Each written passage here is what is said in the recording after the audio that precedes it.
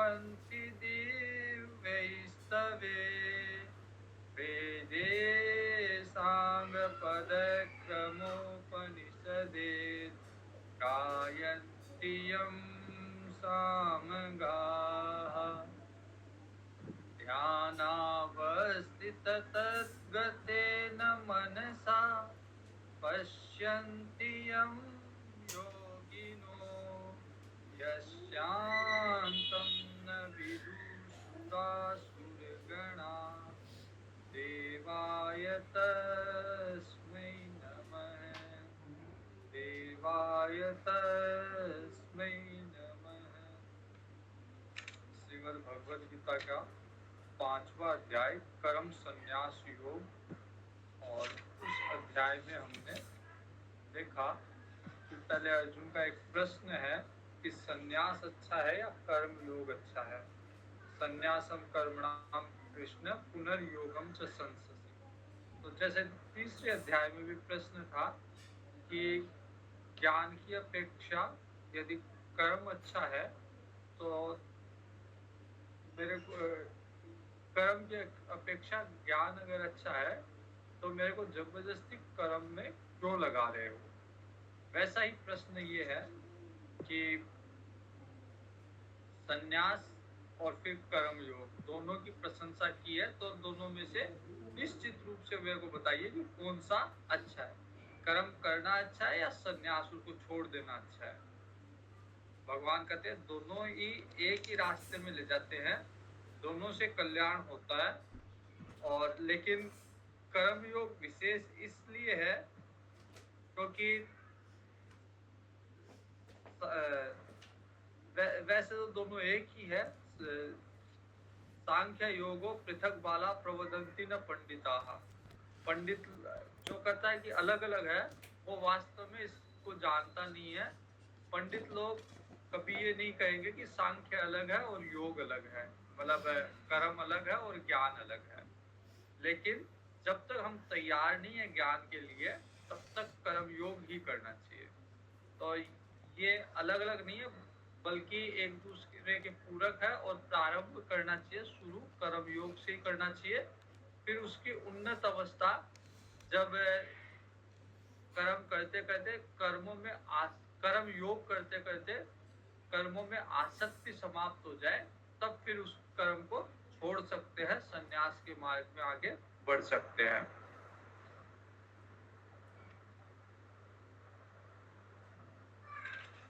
फिर भगवान ने बताया कि सब कार्य करते हुए कैसे निर्लिप्त रहा जा सकता है।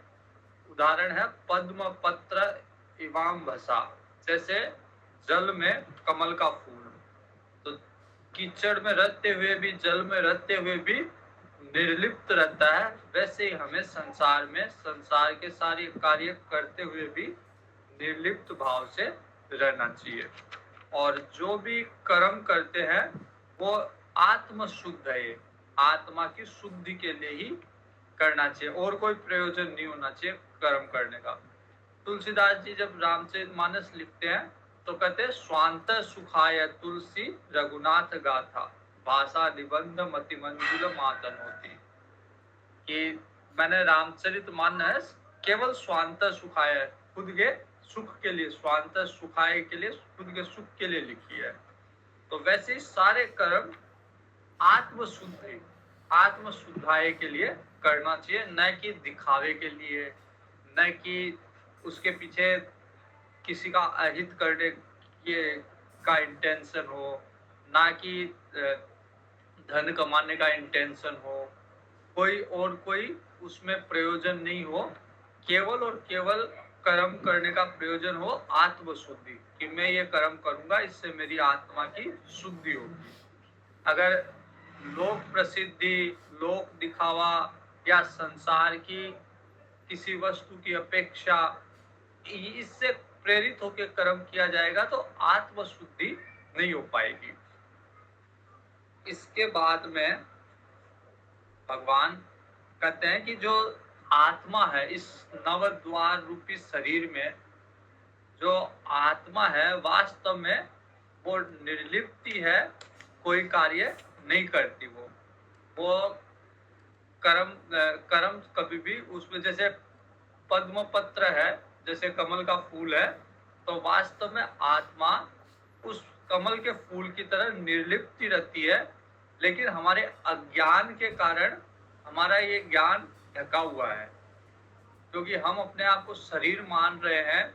तो शरीर जो काम करता है, जो क्रिया करता है, हम सोचते हैं कि हम कर रहे हैं, जबकि हम आत्मा रूप से हैं। आत्मा रूप से केवल साक्षी है, जो कुछ हो रहा है उसे देख रहे हैं, हम कुछ नहीं कर रहे।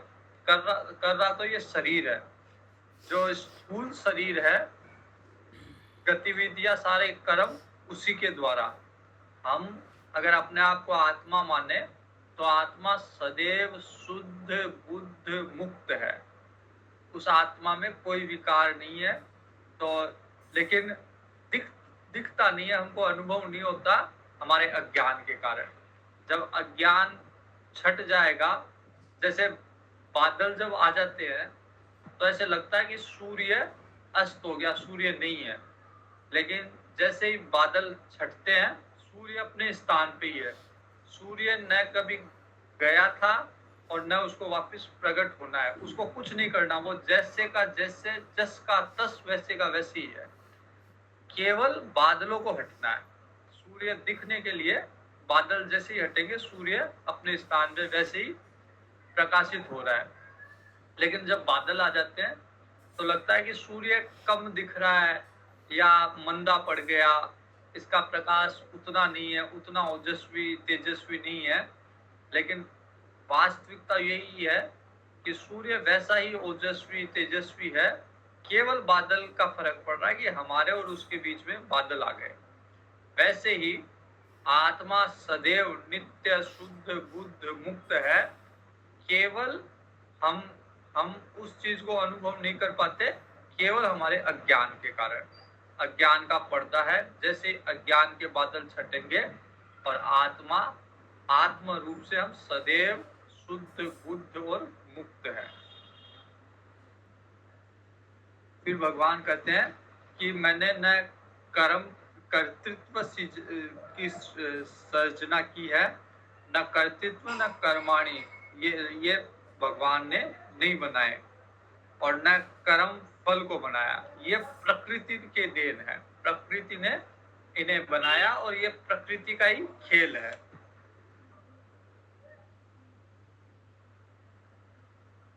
ज्ञान के द्वारा, अच्छा अज्ञान है तो वो अज्ञान जाएगा कैसे? अज्ञान और किसी तरह से नहीं जाएगा। जैसे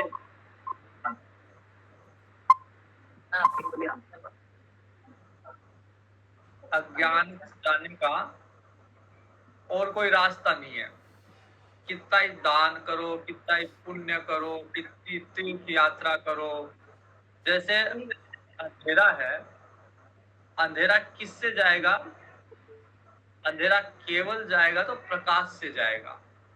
तो विपरीत स्वभाव को जब तक नहीं लाओगे, जैसे अंधेरा है, प्रकाश नहीं करोगे तब तक अंधेरा नहीं जाएगा।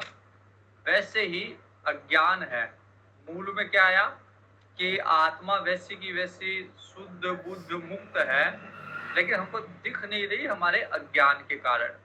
जैसे सूर्य दिख नहीं रहा बादल के कारण।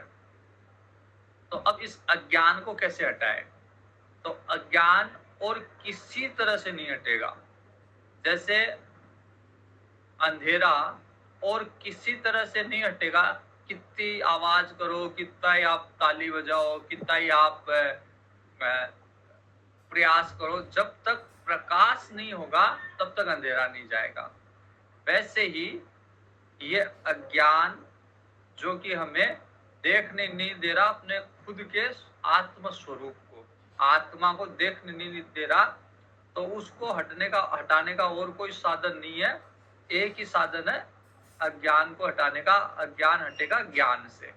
तो जब ज्ञान होगा अज्ञान अपने आप चला जाएगा और फिर आत्म स्वरूप को, आत्मा को वैसे का वैसे देखेंगे जैसा शास्त्र में लिखा हुआ है, शुद्ध बुद्ध मुक्त।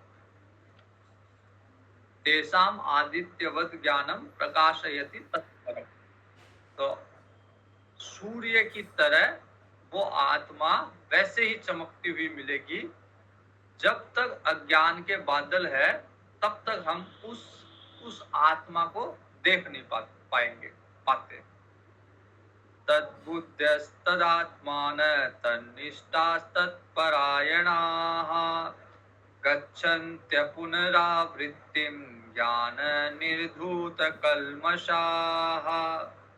तो जिसका मन भगवान में लग चुका, तद्रूप हो गया, जिसका मन, जिसकी बुद्धि तद्रूप हो गई, भगवान में लग गई, उसका निरंतर उसकी वृत्ति केवल भगवान में है, भगवान के अलावा उसकी वृत्तियां इधर उधर नहीं जा रही। ऐसे तत्परायण पुरुष अपने ज्ञान के द्वारा सारे पापों का नाश करके अपुनरावृत्ति मतलब भगवान के परम पद को उन्होंने प्राप्त कर लिया। तो इसमें मुख्य बात है कि भगवान में मन बुद्धि लगाना और अज्ञान का नाश करना। जब अज्ञान का नाश हो जाएगा तो पूरे पाप अपने आप ही स्वतः ही नष्ट हो जाएंगे और फिर भगवान के परम पद को प्राप्त किया जा सकता है। इसके लिए करना क्या है, शुरू कहाँ से करना है? तो सबसे पहली चीज है कि सब में समदर्शन।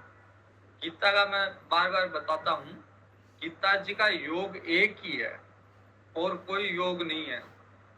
एक चीज याद आ गई, बीच में मैं बता रहा हूँ। एक बार मैं जब हिमालय की यात्रा कर रहा था तो एक भविष्य बद्री एक स्थान है हिमालय में, पंचबद्री में एक है भविष्य बद्री। वहां पे रात को एक बाबा जी के कुटिया में रुका हुआ था मैं, और दूर दूर तक कोई नहीं, सिर्फ बाबा जी की एक कुटिया और उसमें बाबा जी और मैं। तो रात को मैंने अचानक बाबा जी से ऐसे बात कर रहे थे, तो मैंने अचानक पूछा, बाबा जी साधना क्या, मतलब आप कौन सी साधना अच्छी लगती है? तो बाबा जी हंस के बोलते हैं, बोला जाके पेड़ के उल्टा लटक जा, यही साधना अच्छी है। तो मतलब मजाक कर रहे थे बाबा जी कि पेड़ के जाके उल्टा लटक जा, यही साधना अच्छी है। तो ये सब चीजें कुछ भी कर लो, इनसे कुछ होने वाला नहीं है।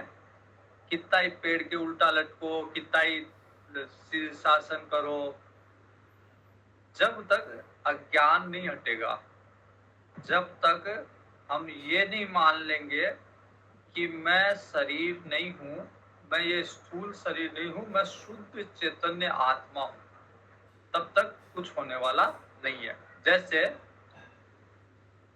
रास्ते में एक रस्सी पड़ी हुई है और हमने ये सोच लिया, हमारे दिमाग में ये बैठ गया कि ये रस्सी नहीं, ये सांप है। अब हमारा दिमाग ये सोच रहा है कि ये सांप है, ये सांप है, ये सांप है। अब वो सांप जाएगा कैसे? वो सांप, कोई सपेरे को बुलाओ, उससे बीन बजाओ, तब वो सांप जाएगा, या लकड़ी लेके आओ, लकड़ी से सांप को मारो तो वो सांप जाएगा। कैसे जाएगा वो सांप? और कोई रास्ता नहीं है उस सांप को भेजने का। एक ही रास्ता है कि अच्छे से प्रकाश करो, देखो उसको कि क्या है वो। अगर अच्छे से देख लिया कि ये सांप नहीं, ये तो रस्सी है, फिर डर नहीं लगेगा उससे। वैसे ही संसार का जो कष्ट है, वो कष्ट कैसे जाएगा? एक ही तरीका है उस संसारिक कष्ट से दूर करने का, कि अच्छे से ज्ञान के प्रकाश में अपने स्वरूप को देखो कि मैं कौन हूं। जब अपने स्वरूप को देख लेंगे कि मैं तो शुद्ध चैतन्य आत्मा हूं, फिर संसार का कष्ट पीड़ा नहीं देगा। जब तक इस संसार का कष्ट पीड़ा दे रहा है, जब तक हमने अपने आप को स्थूल शरीर मान लिया। तो जिस दिन हम अपने आप को शुद्ध आत्मा मानने लग जाएंगे, फिर संसार का कोई भी कष्ट, कोई भी परिस्थिति हमें पीड़ा नहीं देगी। एक उपनिषद है, ईशावास्य उपनिषद। वहां पे एक व्यक्ति खूब तपस्या करता है और तपस्या करके फिर सूर्य को बोलता है कि सूर्य देवता, तू तेरी ये किरणें समेट, मैं देखना चाहता हूं कि तेरे पीछे कौन है, अर्थात तू किसके कारण चमक रहा है, अर्थात तेरे से ऊपर कौन है, तेरा मालिक भी कौन है। तो मैं देखना चाहता हूँ सूर्य देवता कि तेरे पीछे कौन है, तू तेरी किरणें समेट। और वो कहता है कि मैं इसलिए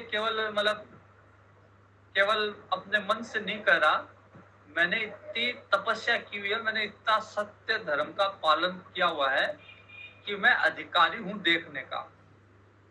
तो इसलिए तू तेरी किरणें समेट और मैं देखूंगा कि तेरे पीछे कौन है। फिर क्योंकि वास्तव में वो उसने तपस्या की हुई थी, अपने सत्य धर्म का पालन किया हुआ था। जब सूर्य देव ने अपनी किरणें समेटी तो वो देख के उसको आश्चर्य हुआ कि सूर्य के पीछे वो स्वयं बैठा है और उसी का स्वरूप है।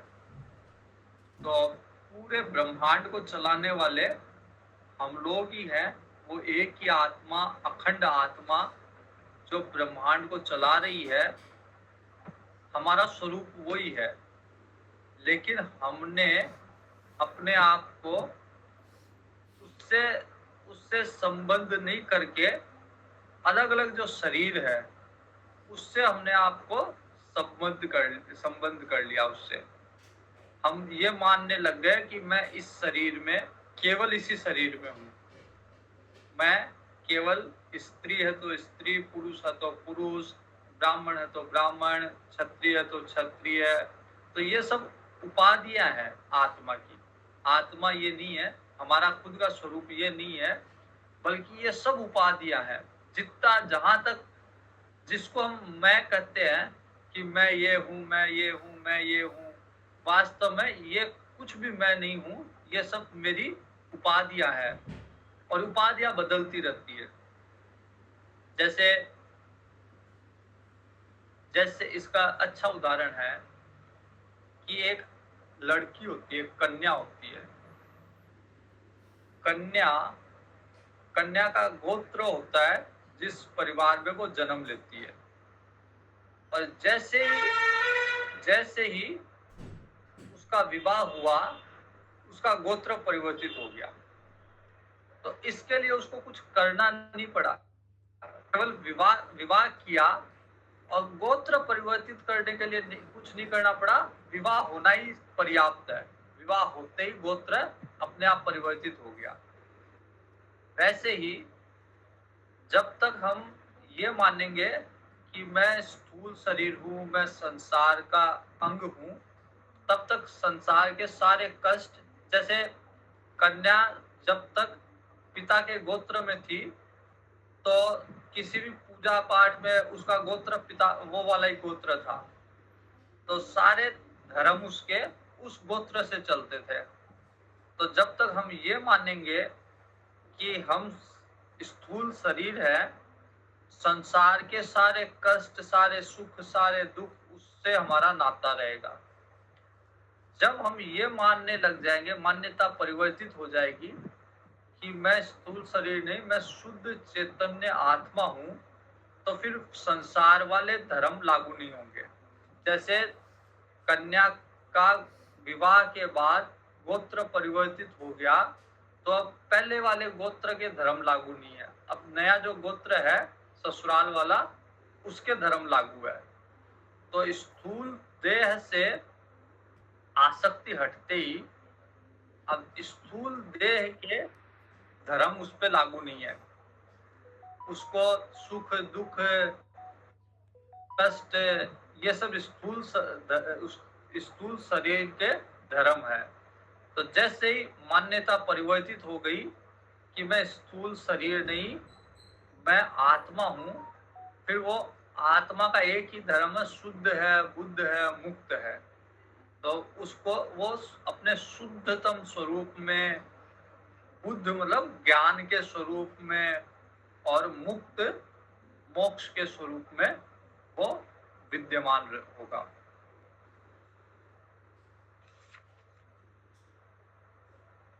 तो भगवत गीता का एक ही योग है और वो है समता।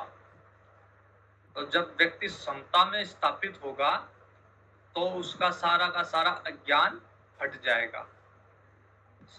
समता में किस तरह स्थापित होगा, इसके लिए अगला श्लोक है, विद्या विनय संपन्ने ब्राह्मणे गविहस्तिनि सुनी चैव स्वपाके च पंडिता समदर्शिनः।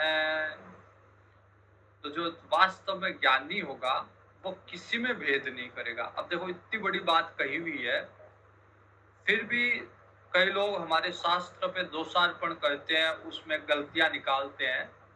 तो यहाँ पे स्पष्ट कहा हुआ है कि किसी में भी ज्ञानी आदमी भेद नहीं करेगा, न ब्राह्मण में न चंडाल में। उसके लिए ब्राह्मण भी वैसा और चंडाल भी वैसा, क्योंकि गीता का तो योग ही समत्व योग है। वो किसी भी तरह भेद बुद्धि अगर उसमें आएगी तो इसका मतलब वो गीता को नहीं मान रहा। गीता जी को मानने का मतलब ही समत्व है, हर जगह समता, सब जगह भगवान के दर्शन। अगर हम भेदभाव करते रहे, हम ये देखते रहे कि ये क्षत्रिय है, ये शूद्र है, ये ब्राह्मण है, तो फिर सब में भगवान कैसे देखेंगे? भगवान सब में देखें, इसके लिए जरूरी है कि ये जितनी भी उपाधियां हैं, कि ये ब्राह्मण है या ये पुरुष है या ये स्त्री है या ये वैश्य है, ये शूद्र है, ये पढ़ा लिखा है, ये अनपढ़ है, ये सारी, ये सुंदर है, ये गोरा है, ये काला है, ये सारी की सारी स्थूल शरीर की उपाधियां हैं।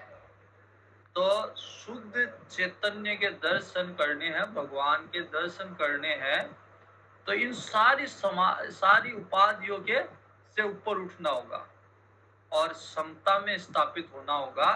और समता कैसी? कि विद्या विनय संपन्ने ब्राह्मणे गविहस्तिनि।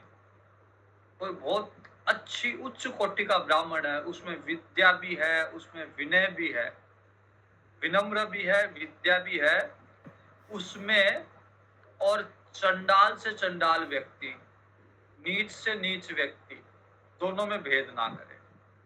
जैसा उसके लिए ब्राह्मण है उच्च कोटि का, पढ़ा लिखा, विनय संपन्न, नम्र ब्राह्मण है, सारे गुणों से संपन्न, वैसा ही उसके लिए चंडाल है। अगर इतनी समानता आ जाए तब फिर अज्ञान जाएगा, अन्यथा ज्ञान नहीं जाएगा। विद्या विनय संपन्ने ब्राह्मणे गविहस्तिनि, गाय में और हाथी में समता करे। जैसे जैसा सम्मान गाय का वैसा ही सम्मान हाथी का। अगर किसी में ये समता स्थापित हो जाए, हाथी मतलब बड़े से बड़ा जानवर, और गाय जो मतलब शुद्ध सात्विक उपाधि है, उसमें और किसी भी जानवर में, चाहे जहरीले से जहरीला जानवर हो, चाहे खूंखार से खूंखार जानवर हो, किसी में भेद ना करे। सुनी चेव स्वपाके च, कुत्ते में, हाथी में, गाय में, चंडाल में, सब में समदर्शी, क्योंकि सब में भगवान का ही रूप है। चींटी से लेके हाथी, जो भी चैतन्य है, जिसमें भी जीव है, सब भगवान का रूप है। तो किसी भी तरह से इनमें कोई भेदभाव ना करे। उसके लिए ब्राह्मण भी वैसा, चंडाल भी वैसा, कुत्ता भी वैसा, गाय भी वैसी, हाथी भी वैसा, सब बराबर उसके लिए, क्योंकि वो उपाधि नहीं देख रहा। अगर जैसे गाय को हम पूजा क्यों करते हैं गाय की? क्योंकि गाय बहुत सात्विक प्राणी है, शुद्धतम शुद्ध सात्विक रूप है गाय का। लेकिन जो ज्ञानी है उसके लिए अब सब बराबर हो गए, सात्विक, सत्व, रजस, तमस सब बराबर है उसके लिए। तो वो गाय में कुत्ते में भी भेद नहीं करेगा, उसके लिए जैसी गाय वैसा ही कुत्ता, सब में, क्योंकि भगवान के दर्शन कर रहा वो। हम लोग क्योंकि इस लायक नहीं है कि सब में भगवान के दर्शन करें, इसलिए कहा जाता है कि पहले और किसी में नहीं तो गाय में भगवान के दर्शन करो, गौ माता है, गौ माता में भगवान के दर्शन करो। लेकिन जो ज्ञानी है, जो सब में ही भगवान के दर्शन कर रहा है, उसके लिए गाय भी वैसी, कुत्ता भी वैसा। तो ये चीजें पब्लिक में नहीं कही जा सकती, पब्लिक में, क्योंकि पब्लिक की अभी आम लोगों की बुद्धि जो है इतनी विकसित नहीं है ये सब सुनने के लिए। उनको अगर ये कहो कि गाय और कुत्ता बराबर है, तो वो 10 बातें आपको ही सुना के चले जाएंगे, वो इस बात को समझने के लिए तैयार नहीं है। इसलिए उनके लिए वो गाय की पूजा कर रहे हैं, बढ़िया, वो ही करे, उनके लिए वही ठीक है। लेकिन जो ज्ञानी है, जो इस तत्व को जानता है कि सब में ही भगवान है और समान रूप से हरि व्यापक सर्वत्र समाना, भगवान सब में एक जैसे हैं, समान है, कहीं कोई अंतर नहीं है। तो जो इसमें इस सिद्धांत को मानेगा, हरि व्यापक सर्वत्र समाना, भगवान सब जगह सब में और समान रूप से है, किसी में छोटा बड़ा नहीं, उसके लिए फिर कोई भेद नहीं। इहेव तेर जित सर्गो येषाम साम्य स्थित मन है, जिसका ऐसी समता में मन स्थापित हो गया हो, इस तरह की समता जिसमें कोई भेद है ही नहीं, सबको वो बराबर मान रहा है, दुश्मन से दुश्मन को, दोस्त से दोस्त, गाय से लेके हाथी से लेके कुत्ते तक, ब्राह्मण और चंडाल, सबको बराबर मान रहा है। तो ऐसे लोगों के लिए ते यह तेर जित सर्ग, यहाँ पे उन्होंने मुक्ति प्राप्त कर ली। फिर उनको ये नहीं, जैसे बोलते हैं ना मरने के बाद मुक्त होगा, नहीं, जितने जी मुक्त हो गया वो। निर्दोषम ही समम ब्रह्म तस्मात् ब्रह्मणि ते स्थिताः। पूरी गीता जी में अगर कोई बात ध्यान करने लायक है ना, वो इस आदि पंक्ति को अगर ध्यान कर लोगे तो पूरी गीता जी समझ में आ जाएगी कि ब्रह्म का, भगवान का रूप क्या है। अगर भगवान का रूप पता है तो हम भगवान के अंश हैं, हम उस रूप का ध्यान अगर कर ले भगवान का, तो हम वैसे ही बन जाएंगे। तो भगवान का केवल आदि पंक्ति में रूप दिया हुआ है, ब्रह्म का केवल आदि श्लोक की आधा श्लोक में कहा गया है, निर्दोषम ही समम ब्रह्म, बस इतना ही। भगवान का दो ही स्वरूप है, निर्दोष और सम।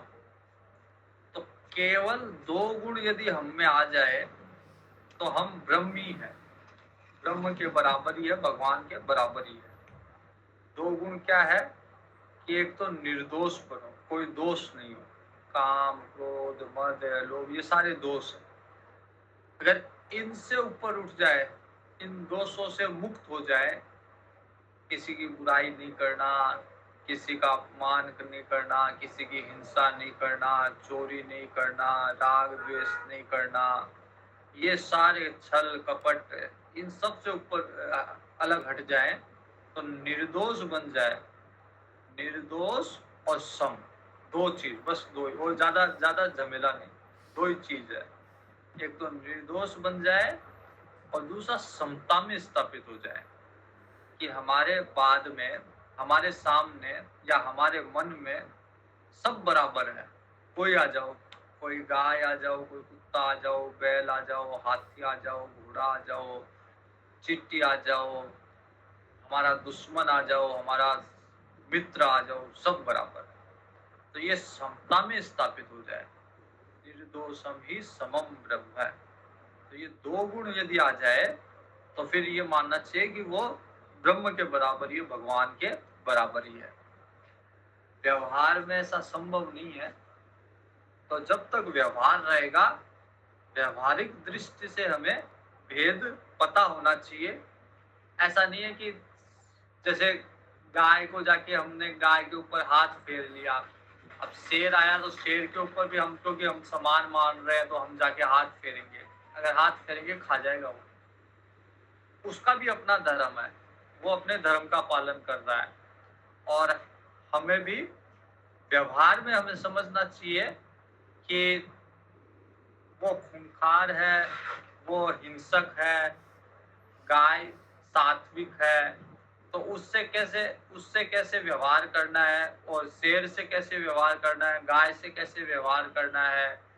दुश्मन आ गया, अगर कोई आतंकवादी आ गया, कोई डाकू आ गया, उससे कैसे व्यवहार करना है। कोई गुरु आ गया, कोई ब्राह्मण आ गया, विद्या विनय संपन्न ब्राह्मण है, तो उसके सामने कैसे प्रणाम करना है, कैसे झुकना है। ये सब व्यवहार में हमें पता होना चाहिए, और व्यवहार इसी के हिसाब से होना चाहिए। लेकिन परमार्थ में हमें ये ज्ञान होना चाहिए कि सब बराबर है, सब में एक ही भगवान, एक ही ज्योति है जो सबको प्रकाशित कर रही है। तो जब ये हो जाएगा, निर्दोष निर्दोषम ही समम ब्रह्म है, निर्दोष बन जाएंगे और समता में स्थापित हो जाएंगे, तो फिर ब्रह्म के बराबर ही है। फिर हम में और ब्रह्म में कोई अंतर नहीं है, क्योंकि ब्रह्म भी क्या है, ब्रह्म भी केवल निर्दोष है और सम है। और दो गुण हम में आ गए, निर्दोष बन गए और सम बन गए, तो फिर हम भी ब्रह्म है। निर्दोषम ही समम ब्रह्म तस्मात् ब्रह्मणि ते स्थिताः। इसलिए जो समता रखता है वो ब्रह्म में ही स्थापित हो जाता है। ये शाम साम्य स्थितम मन है, जिसका मन साम्य में स्थित है, समता में स्थित है। जैसे कई कई औरतें बोलती है, गृहिणी कई बोलती है कि हम कभी किसी से भोजन में भेदभाव नहीं करते। कई कई कईयों ने कई माता जी ने मेरे को बताया है कि वो कहती है कि हमारे घर का एक सिद्धांत है कि कोई आ जाओ, चाहे कोई अच्छे से अच्छा रिश्तेदार आ जाओ, या हमारे घर में का कोई सदस्य हो, कोई अतिथि आए, कोई भिक्षुक आए, कोई भी आ जाए, घर में भोजन में भेदभाव नहीं करते। जैसा भोजन हम खाते हैं वैसा ही अतिथि को खिलाते हैं, वैसा ही भिक्षुक को देते हैं, और वैसा ही कोई और प्रिय से प्रिय आ जाए उसको देते हैं। तो समता, छोटी छोटी चीजों से समता स्थापित होती है।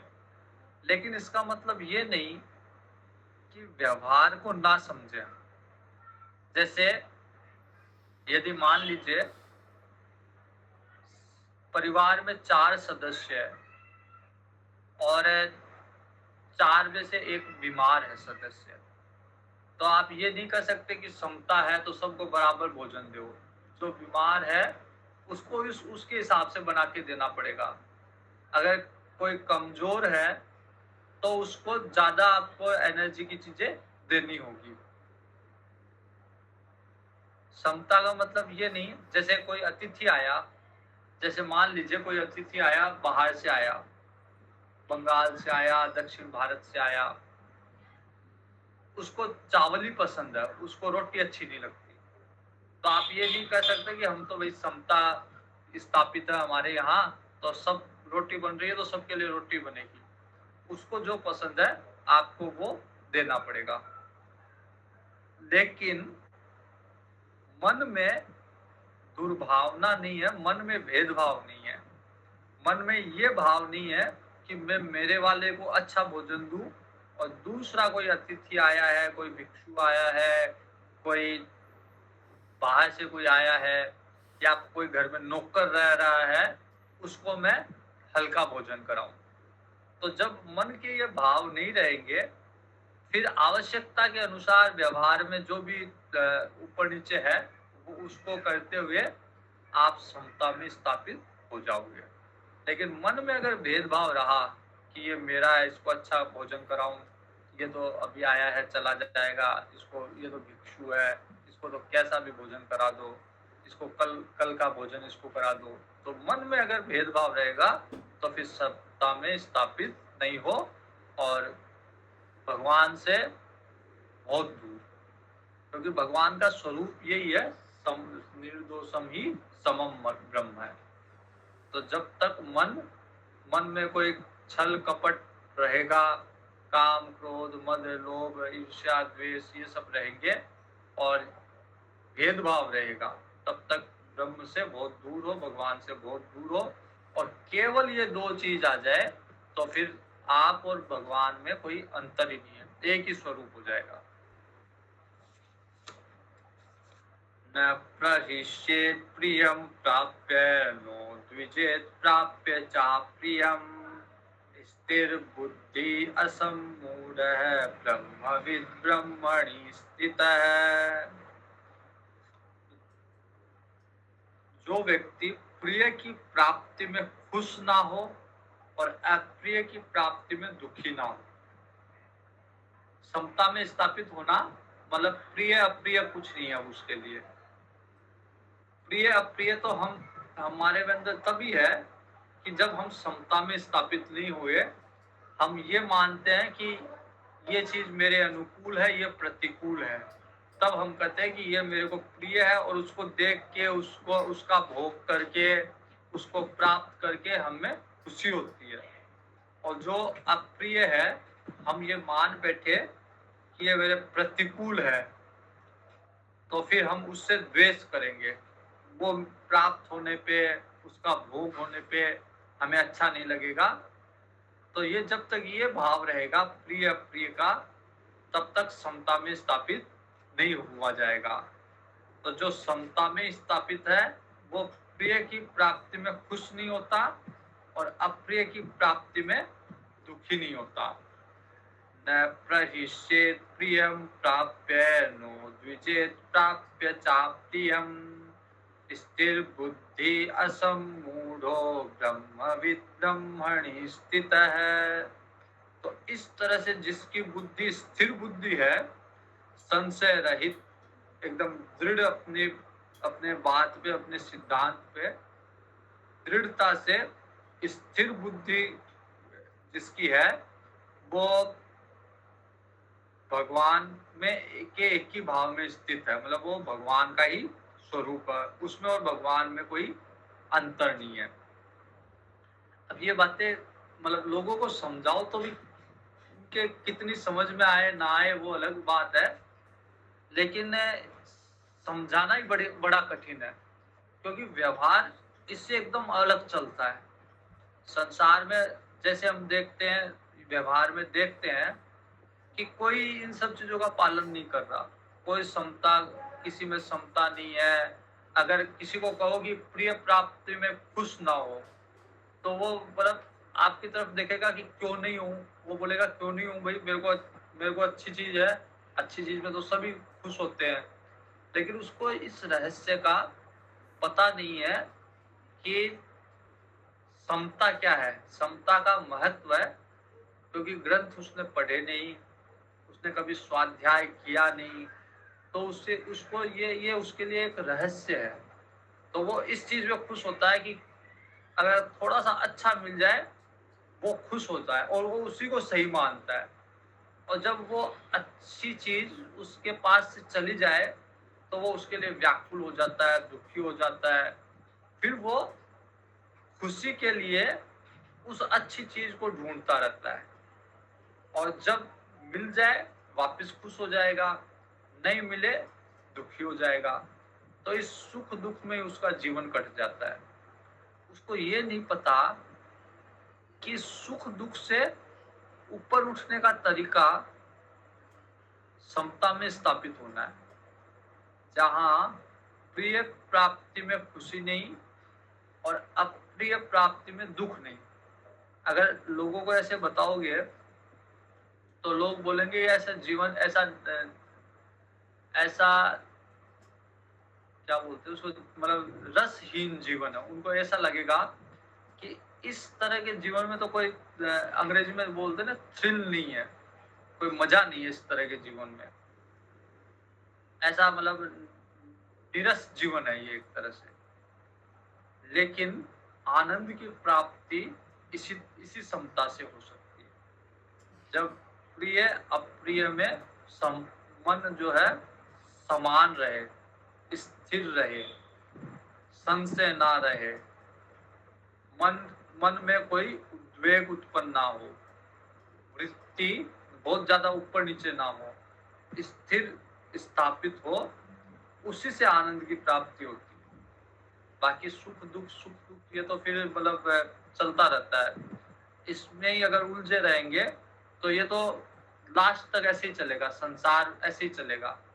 तो संसार के इन सुख दुखों से निकलना है तो समता में स्थापित करो। शुरू में लग सकता है कि लगे कि ये बड़ा निरस टाइप का जीवन है, लेकिन एक बार जब बुद्धि मन समता में स्थापित हो जाएगा फिर आनंद आने लगेगा। अभी अभी केवल सुख मिल रहा है, आनंद नहीं है वो। जब सुख होगा तो उसका विपरीत दुख भी होगा, लेकिन जब आनंद आएगा तो आनंद का कोई विपरीत नहीं है, आनंद केवल आनंद है। आनंद के समय फिर दुख कोई चीज होती नहीं है, दुख का कोई नाम ही नहीं है। जैसे दिन के बाद रात, रात के बाद दिन, ये कहाँ होता है? ये केवल पृथ्वी लोक पे होता है। दिन और रात केवल पृथ्वी लोक पे होता है।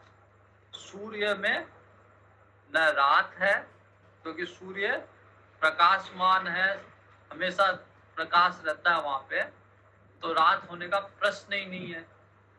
और सूर्य में दिन भी नहीं है, क्योंकि दिन तो तब है जब रात है। दिन केवल दिन कोई चीज नहीं है, दिन तब है जब रात है। तो सूर्य में जो है वो दिन नहीं है, केवल प्रकाश है, वहां प्रकाश ही उसका स्वरूप है वो। वैसे ही सुख और दुख ये संसार की चीजें हैं, सुख दुख संसार की चीजें। परमार्थ में दुख तो है ही नहीं परमार्थ में, और सुख भी वो सुख नहीं है जो दुख के बदले में मिलता है या दुख का विपरीत है, वो सुख नहीं है। जो है वो आनंद है, और आनंद का कोई विपरीत नहीं है, आनंद उसका स्वरूप है। आत्मा का स्वरूप आनंद है, सच्चिदानंद। जब बोलते ना सच्चित और आनंद, तो भगवान का स्वरूप यही है, आनंद स्वरूप। इसलिए कहते हैं जो आनंद सिंधु सुख राशि, भगवान राम के लिए कहा गया है कि जो आनंद का समुद्र है, जो आनंद सिंधु सुख राशि, ईश्वर अंश जीव अविनाशी, चेतन अमल सहज सुख राशि। तो सुख राशि, वो सुख राशि क्या है? आनंद। और आनंद कैसे मिलेगा? समता में स्थापित होके। सुख दुख रहेगा तब तक आनंद मिलेगा ही नहीं, समता में स्थापित होने के बाद आनंद मिलेगा। और समता में स्थापित और निर्दोष, जब तक दोष रहेंगे, जब तक अब किसी से द्वेष रहेगा तो समता में स्थापित कैसे होंगे? आपको तो द्वेष है, तो जिससे द्वेष है उससे, और जिसको देख के आप खुश हो रहे हो उससे, तो दोनों में भेद बुद्धि रहेगी। तो जब तक दोष रहेगा, किसी भी तरह का दोष, काम क्रोध मद लोभ, कुछ भी दोष है। अब लोभ है, लोभ किसका है? पैसे का है। तो पैसे का लोभ है, इसका मतलब पैसा प्रिय लग रहा है। तो पैसे में और मिट्टी में अंतर रहेगा ही रहेगा। तो जिस चीज के प्रति लगाव है, महत्व बुद्धि है उसमें, और जिसमें महत्व बुद्धि नहीं है उसमें आप भेद करोगे। तो जो ज्ञानी होते हैं उसका लगाव किसी में नहीं होता, किसी में उसकी महत्व बुद्धि नहीं होती, सब बराबर उसके लिए। मिट्टी भी वैसी, सोना भी वैसा उसके लिए। अब इसके लिए मन तैयार होता नहीं है, इसलिए लोग इन बातों को सुनना भी पसंद नहीं करते। लेकिन जो साधक है, जो इस तत्व को जानता है, समझता है, जिसका मन थोड़ा शुद्ध हो चुका, पूरा भी नहीं हुआ तो थोड़ा शुद्ध हो चुका, वो सब ये चीजें सुनेगा। बाकी और कोई तो सुनेगा भी नहीं, ये चीजें सुनना भी पसंद नहीं करेगा। जिसका अंतःकरण थोड़ा शुद्ध हो गया, वो ये सब चीजें सुनेगा और फिर धीरे धीरे उसमें परिवर्तित आएगा, समता में स्थापित होगा। फिर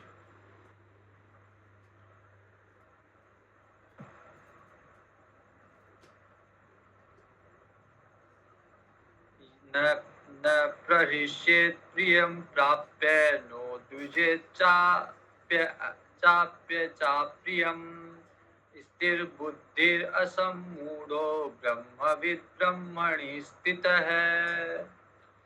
यहाँ पे कहा गया है ब्रह्मविद् ब्रह्मणि स्थितः है। जो ब्रह्म को जान लेगा वो ब्रह्म ही बन जाएगा। ब्रह्मविद् ब्रह्मेव भवति। ब्रह्म को जान लिया, उसमें और ब्रह्म में कोई अंतर नहीं। ब्रह्म को जान लिया कि ब्रह्म निर्दोषम ही समम ब्रह्म, ये ब्रह्म की परिभाषा है कि ब्रह्म क्या है, निर्दोषम ही समम ब्रह्म है। ब्रह्म निर्दोष है और सम है। तो ये बात जान ली और निर्दोष बन गए, सम बन गए, तो फिर ब्रह्म ही बन गए। फिर उसमें और ब्रह्म में कोई अंतर बचा ही नहीं। जो स्वरूप ब्रह्म का वही स्वरूप जीव का हो जाएगा। तो कहते हैं जीव से शिव की यात्रा। सारे जीव है, लेकिन जब तक अशुद्धि है, जब तक समता नहीं है, तब तक हम जीव है।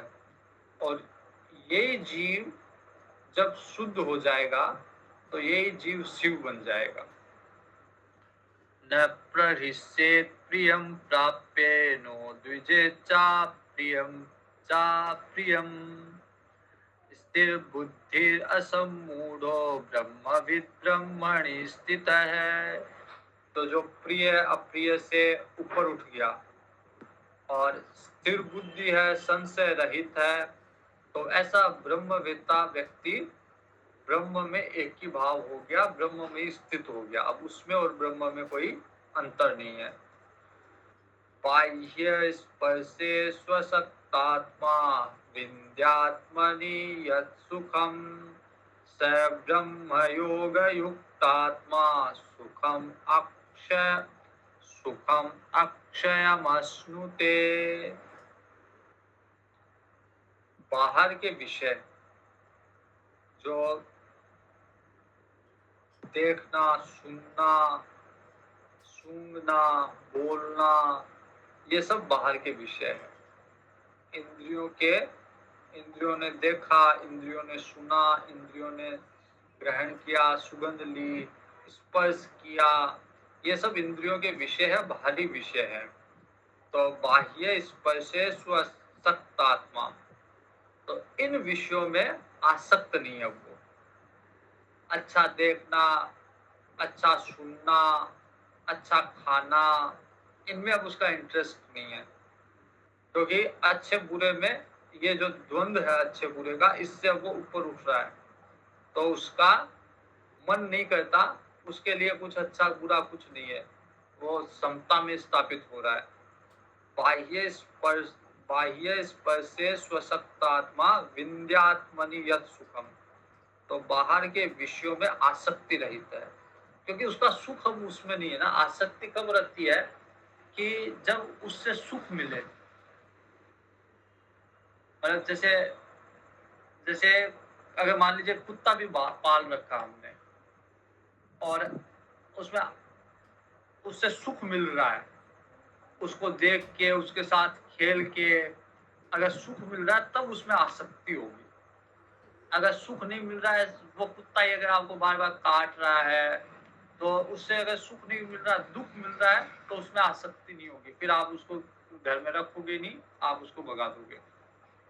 तो बाह्य स्पर्शे स्वशक्त आत्मा, बाह्य विषयों में अब वो अनासक्त हो गया। क्या क्या देखना है, क्या सुनना है, क्या खाना है, क्या सुगंध लेना है, इन सब चीजों में उसकी रुचि नहीं है, उसमें उसमें आसक्ति नहीं है। बाह्य स्पर्शे स्व असक्तात्मा विंध्यात्मनि यत सुखम। अब वो अंदर का सुख लेने लग गया, आत्मा में स्थित होके ध्यान जनित सात्विक सुख प्राप्त करने लग गया। अब उसको अंदर ध्यान से अपने आप को देख के आनंद आता है उसको। स ब्रह्म योग युक्त आत्मा सुखम अक्षयम अश्नुते। तो ऐसा व्यक्ति सच्चिदानंद पर ब्रह्म में स्थित है, ब्रह्म का ध्यान कर रहा है, ब्रह्म के योग में अभिन्न भाव से स्थित है ऐसा व्यक्ति। और फिर उसको कभी समाप्त नहीं होने वाला आनंद की अनुभूति होगी। कोई बोलता है ना भगवान की अनुभूति, तो भगवान की अनुभूति ऐसा कुछ नहीं होता। भगवान की अनुभूति मतलब आनंद की अनुभूति, क्योंकि भगवान का स्वरूप ही आनंद है, सत चित और आनंद, सच्चिदानंद। तो भगवान आनंद सिंधु सुख राशि, जो सहज चेतन अमल सहज सुख राशि। तो जो सहज सुख है, जो सिंधु सिंधु सुख राशि है, जो आनंद स्वरूप है, वही भगवान है। तो फिर जो समता में स्थापित हो गया, उसको सहज रूप से अंदर से आनंद मिल रहा है। अब उसको बाह्य विश्व से आनंद नहीं मिल रहा। अच्छा देख लिया, अच्छा खा लिया, अच्छा पी लिया, अच्छी सुगंध मिल गई, उससे उसको आनंद नहीं मिल रहा, क्योंकि वो आनंद नहीं है, वो केवल सुख है। अच्छा देखा सुख मिला, और बुरा देखा दुख मिला, बस इतना ही है वहां। तो वहां पे जहां ये द्वंद्व है, सुख दुख, वहां आनंद हो नहीं सकता। तो ऐसा व्यक्ति, जैसे कुएं का मेंढक होता है ना, उसके लिए वो कुएं का संसार ही सब कुछ है। तो संसार के लोगों के लिए बस ये सुख दुख ही सब कुछ है। उनको ये पता ही नहीं कि इन सब से ऊपर भी कुछ चीज है, सुख दुख से ऊपर भी कुछ चीज है। वो सुख की तलाश में दुख को ही गले लगाते हैं एक तरह से, और इसी झमेले में पड़े रहते हैं, कभी सुख कभी दुख, कभी सुख कभी दुख। और अधिकतर तो होता ये है, सब चाहते तो सुख है, लेकिन अधिकतर दुख दुख दुख दुख दुख दुख दुख दुख ही चलता है। बीच में थोड़ा थोड़ा सुख, फिर दुख दुख दुख दुख लंबा, फिर थोड़ा थोड़ा सुख सुख सुख, फिर दुख दुख दुख। अधिकतर के जीवन में की यही कहानी है। अगर आप पता करोगे, मेरे को अभी तक केवल एक व्यक्ति ने कहा है कि मेरे को सातों सुख है, बाकी और आज तक किसी ने नहीं कहा कि सातों सुख है। और जिसने कहा भी है, वो मैं समझता हूँ कि अभी मतलब अभी और उसको दुनिया देखना बाकी है। और सातों सुख किसी को नहीं होते, और होते हैं तो कुछ काल के लिए हो सकते हैं, हमेशा के लिए सातों सुख, क्योंकि और कुछ नहीं तो मृत्यु का दुख तो होगा ही होगा, शरीर बीमार होगा उसका दुख होगा ही होगा, अपने से अपने प्रिय का के वियोग का दुख होगा ही होगा। अभी उसको सुख लग रहा है क्योंकि नया विवाह हुआ है, नया पुत्र हुआ है, तो उसको लगता है कि ये सारे सुख है। लेकिन ये सुख हमेशा बने रहेंगे ऐसा तो संभव है नहीं। ये सुख भी धीरे धीरे क्षीण होंगे, वृद्धावस्था आएगी, स्वयं की आएगी, पत्नी की आएगी, बच्चों में विकार उत्पन्न होंगे। तो ये आज जिसे वो सुख समझ रहा है, कल वो सब दुख का कारण बनेंगे। तो अधिकतर जीवन में दुख ज्यादा सुख कम, ऐसा होता है। बाह्य स्पर्शे सुसक्तात्मा विंध्यात्मनि यत् सुखम। तो वो जो समता में स्थापित है, वो अंदर का सुख प्राप्त कर रहा है। सब ब्रह्म योग युक्तात्मा सुखम अक्षयम अश्नुते। तो ऐसा ब्रह्म के योग में स्थापित व्यक्ति अभिन्न रूप से, अब अक्षय आनंद का अनुभव कर रहा है जो कभी समाप्त नहीं हो। हमारा जीवन तो एक घटना मैं कई बार सुनाता हूँ कि एक व्यक्ति जंगल में जा रहा होता है और उसके पीछे एक शेर रहता है। शेर से बचने के लिए वो व्यक्ति कुएं में कूद जाता है। कुएं के अंदर कुछ पेड़ की टहनियां रहती है और वो उस टहनी को पकड़ के लटक जाता है वहां पे। जैसे ही उसकी नजर जाती है नीचे कुएं में, तो सूखा हुआ कुआं रहता है और उसमें बहुत जहरीले सांप रहते हैं। ऊपर देखता तो शेर रहता है, ऊपर भी मृत्यु, नीचे भी मृत्यु, दोनों तरफ मृत्यु, ऊपर नीचे दोनों तरफ मृत्यु से घिरा हुआ है। इसी बीच जिस पेड़ की टहनी में, पुराने कुओं में पेड़ वो होते हैं, पेड़ की टहनियां कुछ निकली हुई होती है, तो इसी बीच पेड़ की टहनी में एक मधुमक्खी का छत्ता है और उस छत्ते से कुछ शहद टपक रहा है। तो वो ऊपर देखता है मौत, नीचे देखता है मौत, ऊपर शेर नीचे सांप। और जैसे ही वो शहद टपकता है वो आंख बंद करके शहद चाटने लग जाता है। वो उसको सुख मिल रहा है, मौत से घिरा हुआ है, ऊपर भी मौत नीचे भी मौत। और जैसे ही थोड़ा सा भी शहद गिरा उसको चाटने लग गया, उसमें सुख लेने लग गया। तो वैसे ही हमारे हाल है।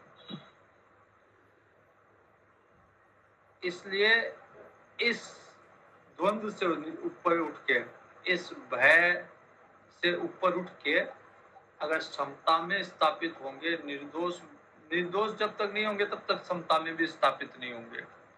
तो निर्दोष बन के समता में स्थापित होके ब्रह्म के ही समकक्ष आ जाएंगे। फिर न भय है, न भय है, न दुख है। आज यही रखते हैं, अगला श्लोक कल करेंगे। पूर्णमद पूर्णमिदं पूर्णात् पूर्णमुदच्यते पूर्णस्य पूर्णमादाय पूर्णमेवावशिष्यते। ओम शांति शांति शांति। हरि ओम श्री गुरुभ्यो नमः। हरि ओम।